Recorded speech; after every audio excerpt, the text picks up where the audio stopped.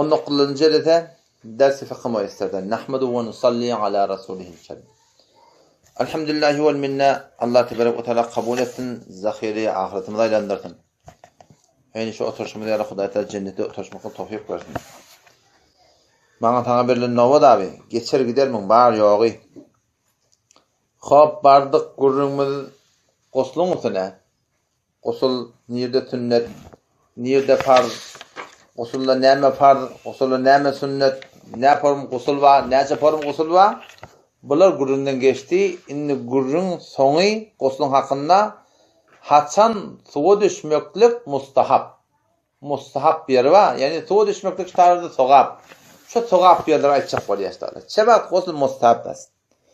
Gosul kerden der umura ati mustahap bas. Mustahap ýerler tanajak bolýar. Awwalqy Şaban aýyň 15-ine der nimeye der şebe nimeye mahy Şaban. Şu tarada suwa düşmeklik näme? Mustahap diýipdir. İkinciden Kadir gecede. O Kadir geceň haýty geceligini belli değil. 27, 23, 25, 27, 29. Haýty bolsa bolamary. O çünki gynandak da bizim Türkmen salamyzda ol ýanky awwalky başlangyny dawaly bolsa ne köplenç gynandak da bir Mekke taby bolupdyr. Bir Türkmen salamyna taby bolýar. Adam şu dadan 20, 21 hemmene hoçma bolýar ona. Megalenki başy belli bolupdy, şiýin kıdal bile başlandymy? Şonu yana bile başlatan aýra gurgurum bolsa. Kadir gejelerde var ahim tuwa düşmekdir. Üstlerinden gün tutulýar ya ay tutulýar. Ular da gün tutulanda şonda da tuwa düşmeklik ya ay tutulanda da tuwa düşmeklik şonu da ama şu da musahabbatdan. Beray namazı kusuf yani aftap gereftegi ve husuf yani mah gereftegi. Dördüncü näme namazı istisqadan çilim diýipdir. Bir wagt bolýar ýagyn ýagmaýar. Ohm malahim bir qahti bolýar, bir näçalap ýagyn ýaganak.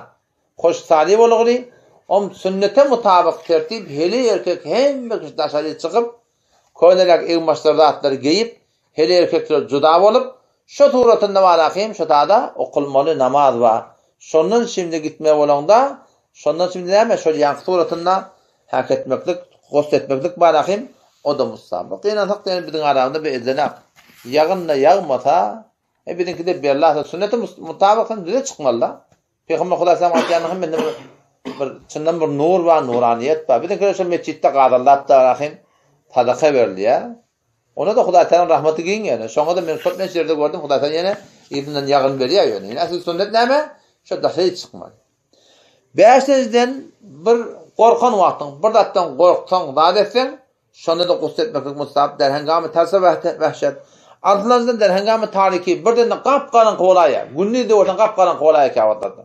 Onajyk bir ötenin üstünden näme şu hewren birden gara bulutlar atlar gelip şu ýoluň ışıklardan ýanmagan durdular yani.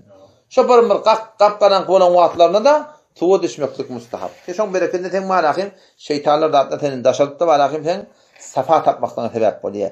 Ýerlerden bir gaty ýel etse ya tolan etse şonda da tuwa düşmeklik mustahap. Der hengame vazidine badi şedid ve tufani.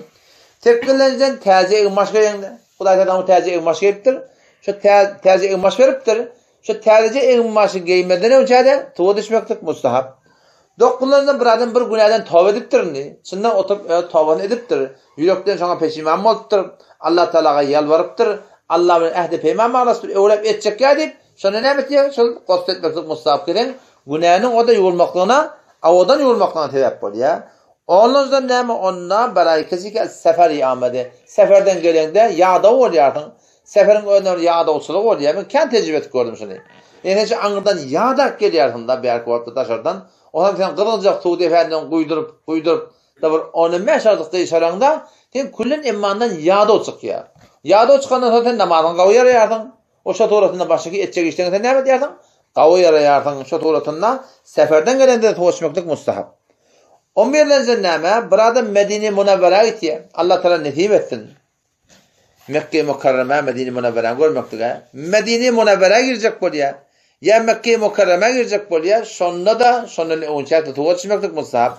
Beray kesike irade dahyşydan der Medine Munawwara darat. 10 kunajına beray kesike irade dahyşydan der Mekke Muşarrafa darat. 13-nji 14-nji bile ýanky hajym gurjungy Muzdalifede durjak bolsaň o tadı da var ahim, şu tadı da tuwa çykmeklik mustahap.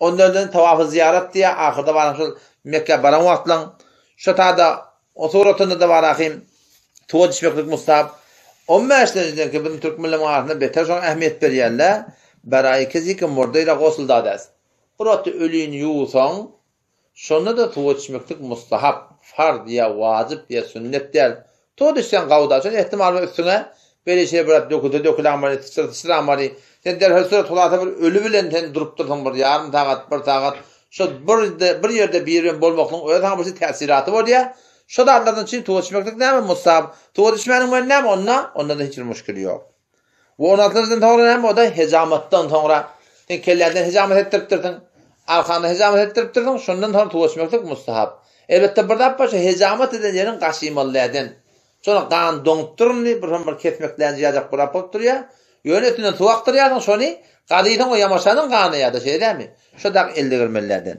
bu da mustahabbatdan we on ýerlensi Hudaý hakykatyn kät adamdan tutgoýy bolýar tutgoýundan asylyndan soňra diwana gitinen asylyndan soňra şonu tuwuşmaklyk mustahab hemçin gosul kelam mustahabas belki kez bihuşi ýaz mesih hiç bir jamady bir otta walakin keles bir etdi hem bihuş bolatdyr ya Hudaý hakykatyn arak gysypdyr berdar edipdir mes bolupdyr şondan sonra tuwa düşmeklik mustahab 18-den bir adamy ki musulman bolupdyr öýde gosulla barmyşdyk şu suratynda ona tuwa düşmeklik mustahab emma eger bir adam musulman bolanmasa musulman bolanyny iň haram bolsa ona näme ona tuwa düşmek näme bolýar da fard bolýar çünki imandan hor idany näme fard bolýar namaz fard bolýar idan on namaz okuymaly şu adam malahim ola adama şol tuwa düşmeklik iman getiren adam täze bolsa o da şu torun iň haram bolsa şondoňa näme bolýar mustahab bolýar hop indi bu gurun tökönli indi barda gurjumyz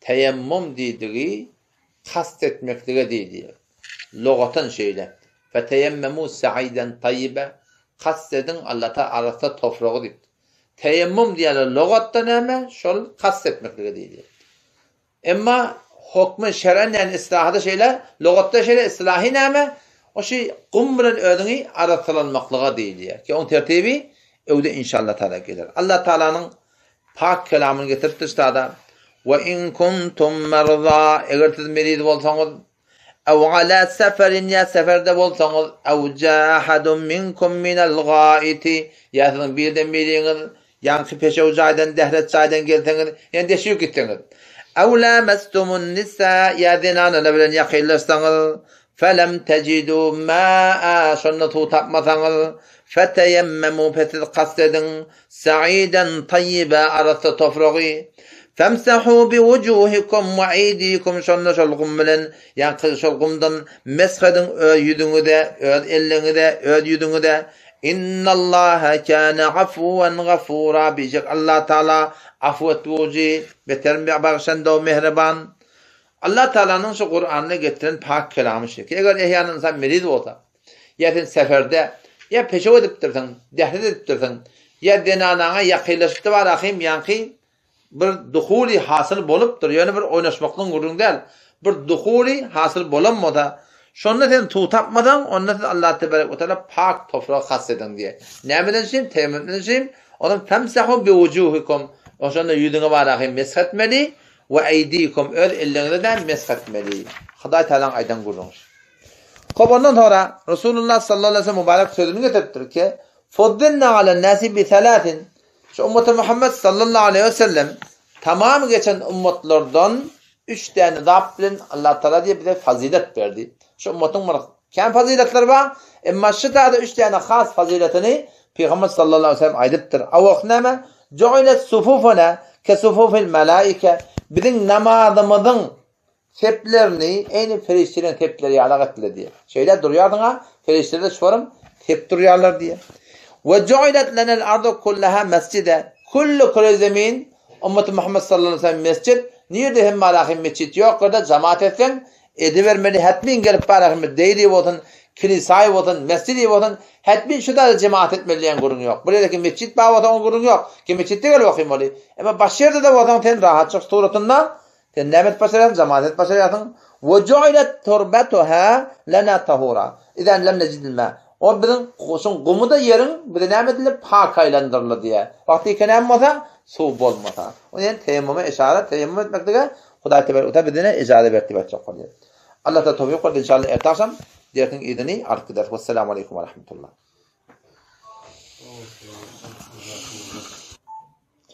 Bir soraw şi ki biz ayak gola gidemizde. Deşük gidemizde ya mustaraba gidemizde. Ya gosl edemizde aya şo taada suwi dökmeklikte israf diyen gurun bamya yok. Musallamen her bir dağdan öz haddudundan çıkan näme bolýar? Israf bolýar. Oşa suratynda ayak goleten hemana eger alaty tanasulyny ýumaly bolsaň. Oten hemana sen erki adamdan şo sirip ýumaly bolýar. Sen o çağa bolsa bir desman kadymyny türünten. Ya bolmasa toprağa türünten. Bu da bolmasa elin ýuwandan soňra sen bana üç sarıp şey akıdıp durdun, qavadıp sirip bir şeyle qoyup durdun debedinden. Bir an yartın, sirip beni iki al yartın, sonra sirip beni üç al yartın, şu üç tane kafi, bunun edafeti israf oluyor. Megerin ki anırdan yine burada çık qaydıp esas edip de, yine burada qayıttı mı neyme deyip de yamaçlardan yumacak olsan, ol ayrı bir kurdun. 5 üç sarıp yumasın o kevayet et ya, sonra da baştan şeylikte şerim yok, yup bolundan qavadı ta kelecinden tutup şeylece, tuzağı koymalı, kulema arsalak koymuyor. Elini tam arsalama şey sorduğunda. O tam terek çay arsalama olanında şeyde. Terek çayda sen ne kadar arsalamalı. Hop, önce desman hazi olsa, ya toprak olsa, önce şu bar hapanı ayrılmalıdan. Bar hapanı ayrılandan sonra bu da elin şeyle olmalı. Şu iki tane burnun arsalamadan şey iki başan parmak bilen şey kaptan ne ki?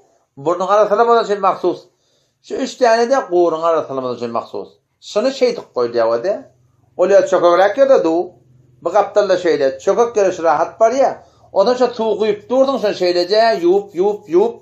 Yaşa alıp hafazın şeyle yamasan yup. Yeni alıp hafazın yamasan yup. Sıgadri almalı şunu. Hafa kalmasın. Yoksa duran yerine şey tuğuyup durun sen yuyan. Hiç hakkı almıyor. Onun Türkmen'in ahırına evet kakırdatmalı diyemiyor. Yuvanına kıkırt et diye bir form. Şu hette barsa onun için arasılanlığı şey. O men tavsiyem şey, çünkü kitapta gelen gurun şey ki bedenin şişiri yumalı ya ki şu da diye it kalmasın diye. O yüzden her ne yuvanın bilen it kalmayan ne? Köplen zamanda şort giyen adamda şu balağada bir sarlık kalıyor.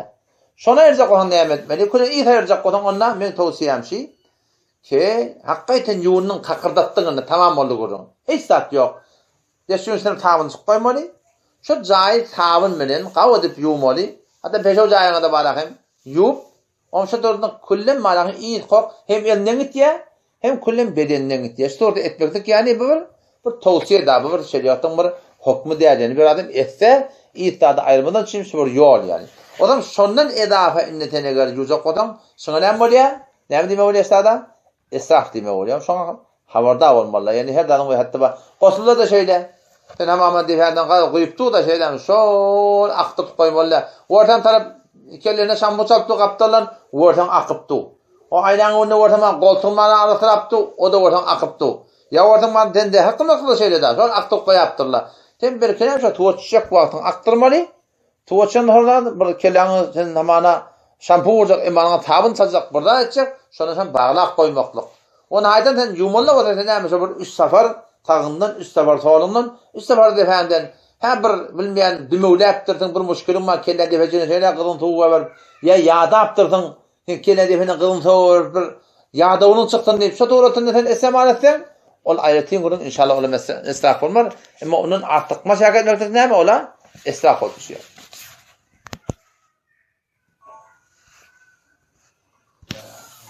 Indi o da yankı, sahabının şu doğrultunda bir tavsiyem oldu da, İt ayırmadan çüreyim. Eğer cavan oğlum olsa, o şu doğrultunda var alet tanasirinde tabında açsatı ihtimal tehrik bottu var akıyım. Onu başka bir yola çekmek de mümkün. Olayla bir gurun her kim öd haldan öd haber botun. O şayette bir adam vesvese olmaktan sebep olsun. Kim bir yerde hemen ben tabını çalmasam bir arasalanım ka, arasalanmadım ka. Ya şu derhal surat her kim öd haldan ödü bilsin da. Eğer vesvese şu sebep olacak bota onu etmedin. Ya o süre sebep olmayacak olsun o tadı bir görüntüden necaset yok. Sen takmin arasaladın, kakırdattın, enden turkayacak oturduğunda. Şu ahirin lezzetini şol etmelisin. Eğer haytı bir adam şu bunun başka gösteride sebep olacak o da o işi etmesin. Yok gösteride sebep olmayacak o da bir tavsiye behtasi bir tavsiye şer'i de her kim öyle halini öyle bilmeye olur. Bir soru da var. Dişüyda o kullu dehrettihin israf etmeyecek bolsan bir yol var. O da näme? Künnük koymalı içeride. Eşe dehret kılanda da künnük kılca dehret kılsan. Ya deşük giren hem künnük bilen yuğuntan sen edafa su dökmeyersin. Belki sen künnük ma mulayim jagat yerden hava tavukada ödüne münasip. O şey soturatında adacık tu mesebet yerden. Emma anırdan şilen ısırgıllı. O tarafta da künnük de yok. O ham sen şu yuğunu batıyorsun o da akıp tu, yuğunu batıyorsun akıp tu. Diyten bozak var ki se beraber çar beraber şuda ne biliyor tu dökülü israf oluyor. Ve şol dökülüyen tu settese haram şuda da. Künnük koymalı. Kename şöyle haddinde var istemal olsun. Ama birisi adamına boliya. Avvalda men başka bir sorta aytti. Birisi adamına boliya hafız sen niye künnük ben yumoliya? Bunun ilmi de yetenek. Ilmi de taraf. Ilmi de yetenek sen niye? Eğer elin yetmeyen olsa, sen çilenden başka çare yok. Onu ol bir zaruret da sen o tada ya hemen taraf diz kemeri var. Künnük ben etek ingiltte yup başaracak ya temizliği var. Şu doğrultuda çilenden başka çare yok. Vatan o adam hakkında ol israf olup düşük diye. Allah tebaraka ve teala tevfik versin. Vesselamu aleyküm ve rahmetullah.